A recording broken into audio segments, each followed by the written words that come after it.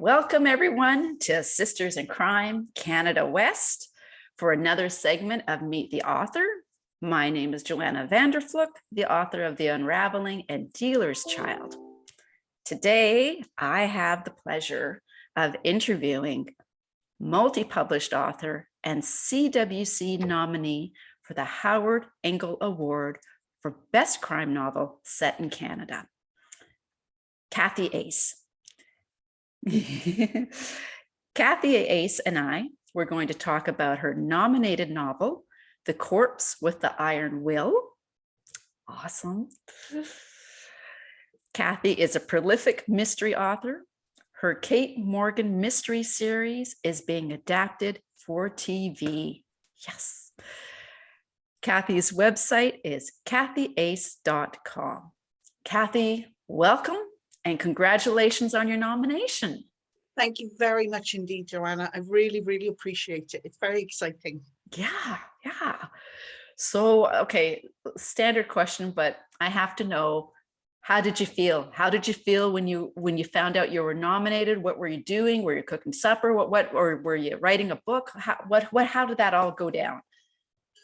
It was it was a busy day, and it was a bit of a peculiar day. It was the day of the Crime Writers of Canada AGM, and I was due to attend that, and I believe that the results came out on that day. I'm confused. No, terminally confused almost.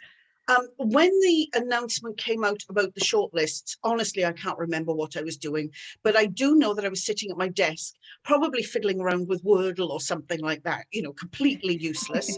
But what I did do was squeal, run up the stairs and exclaim to the upstairs, which happened to be empty, that I'd been shortlisted.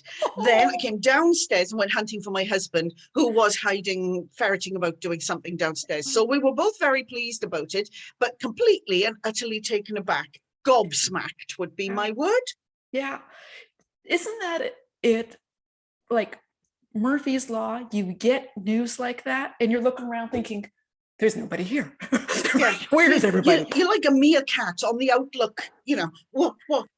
Yeah, but I did find him and track him down eventually. And we did indeed open a bottle of bubbles that night because I was that pleased about it. And well, who needs an excuse really? But any excuse will do. Yeah, I was just going to say, I hope there was some wine or something involved to celebrate.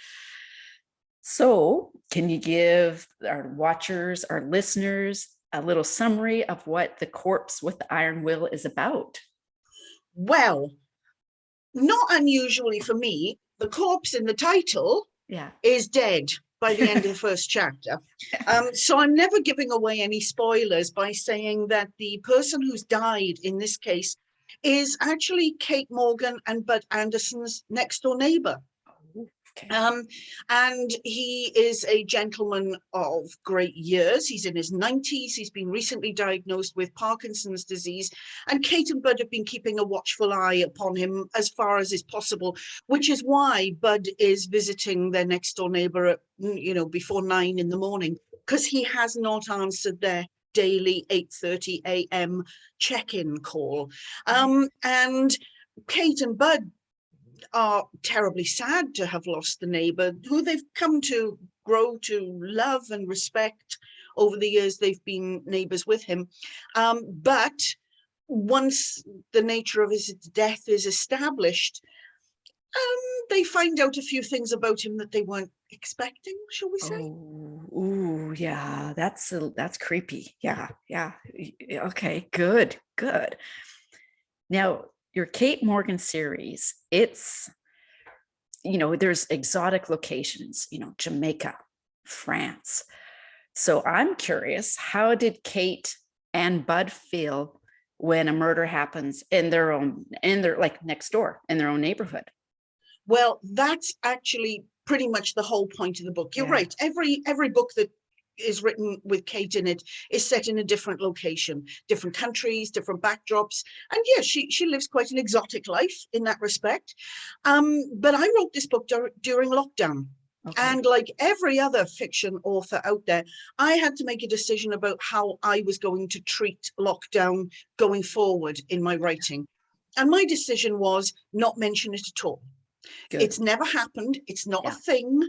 Um, it's a bold decision, I suppose, or a safe decision. I'm not quite sure Yeah. yet. But what I've realized, having now been published for 10 years, is that there are still readers today, I'm pleased to say, who are finding my earliest books. I couldn't have known 10 years ago what was going to happen during those 10 years. And I certainly can't begin to imagine what's going to happen in the next 10 years. And of course, I very much hope that people are finding my work for the first time for a long time to come. Yeah. So not having a working crystal ball, I thought, who knows where people will be in their lives or how the world will be when they're reading this book. So let's just ignore it. Yeah. But and I think the rest of the world, were very much reassessing what they thought of as home, Yeah. family, community, what those things really meant to them and how they stacked up in their list of priorities.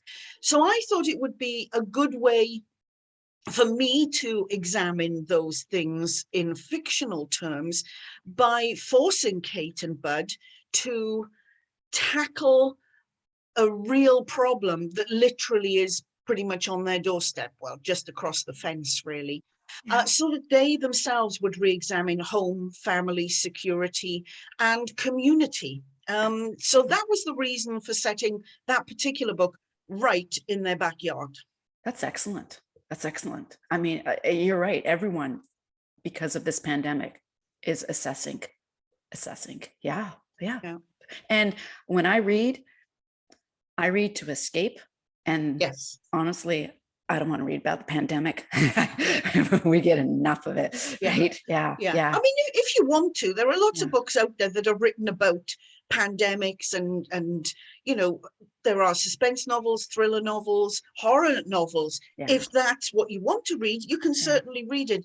But I don't think that the Kate Morgan mysteries are the place for me to tell that story. Yeah. And, you know, not everybody's story is mine to tell. So Yeah. I'm going to stick with Kate and Bud's story, and they will move forward in a forever pandemic-free world, which is not to say the tragedy will not touch them or the people around them in many ways. I mean, I hope they're going to encounter a lot more corpses, you know, in a nice way. Is there such a thing? You know what I mean? But that was not the story to tell. But this book, I think, does touch upon common denominators of life stories that many of us are thinking about at the moment. Yeah.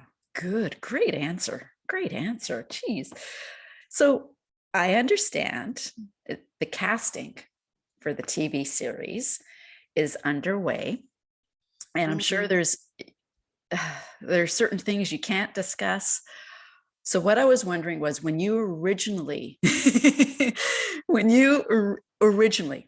before it was being adapted, when you originally envisioned Kate, did you have a particular actress in mind or a particular person in mind when you originally? Honestly, my hand on my heart, the only person I had in mind was someone very much like me.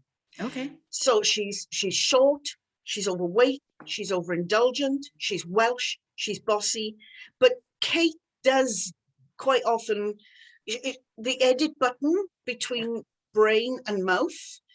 Sometimes hers is more effective than mine, and sometimes mine is more effective than hers. Yeah. But to be honest, no, I was not thinking of a real person Yeah. or well, I know actors are real people. I Yeah. do know that. Yeah. I love it, those TV commercials when they say real person, not an actor. It's like, are actors not real people? But I know they're real people, but I did not have a performer in mind when I wrote Kate or when I wrote Bud. No, absolutely Okay. not.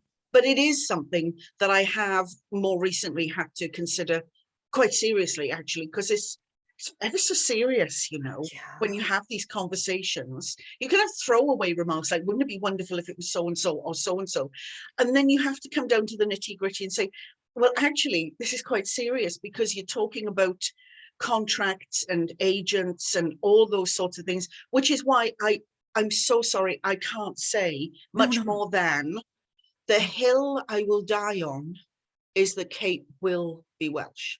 Oh, wow. So Yeah. that I know, and Bud will be Canadian. So Yeah. that I know, and that's all agreed, and nobody's got any problem with that. Yeah. So moving forward, I know that's what we're doing. That's fantastic. And I don't want to hear any answers that may jeopardize any of this, because I think it's just so exciting, right? Yes, yes. And I'm looking forward, like you'll post, like we'll know, right, when the first episode's coming out, because I'm dying to find out who. Yeah. Well, I know. Because as the author, I'm actually pretty low down the pecking order of who gets to say what about Yeah. what when. Yeah. It all gets handled, Okay. and the production company has PR people who put out information. I personally will certainly keep in touch through my own newsletter, through Facebook, through Twitter, to the extent that I can. I know I will not be the one putting out the news first. I have to wait until other people put out various bits of news. But trust me, I will do my very best to be joyously pronouncing what's going on from the rooftops if need be. Excellent. Excellent. Okay. So can you give us, new time reader to the Kate Morgan series, can you give us a quirky character trait of Kate Morgan? Well, I don't think you see, well, I'm going to be honest again when I answer this. The publishing company said that she was eccentric and quirky. I think she's the only other normal person I know. I think she's perfectly normal. I don't think she's eccentric. I don't think she's quirky. Probably says a bit more about me than I should be saying, doesn't it? Because she has a photographic memory. Properly speaking, it's called an eidetic memory. Now, that's not an eccentricity. It's not a quirk. It is a part of her, and she uses it she puts it to great use in the books. But she tends to keep it a secret from people, because having explained to her parents at an early age how she felt different to her school friends, they realized what was going on. She went through various tests and so forth, but she doesn't want to feel as though she's a rat in a laboratory. She doesn't want to get poked and prodded. So she tends to keep it quiet, although the reader knows, and Bud knows, and various people within the books come to know. So whilst that's not a quirk or an eccentricity, I would say that that's something extremely unusual about Kate. And it's a characteristic I sadly don't share with her, which frankly is a shame, because yes, I gave her that characteristic and I would dearly love it myself. Although I have put Kate through quite a few things that she might prefer to forget. And of course, you know, is it a poison chalice? Yes, Kate grapples with that concept all the time. Okay. Great, great. Okay, well, Cathy, I'm not going to keep you much longer. Thank you for stopping by the Sisters in Crime Canada West. Meet the author. This has been a real pleasure. Thank you. Thank you very much. It's been my pleasure. Thanks very much indeed, Joanna. Bye-bye. Bye.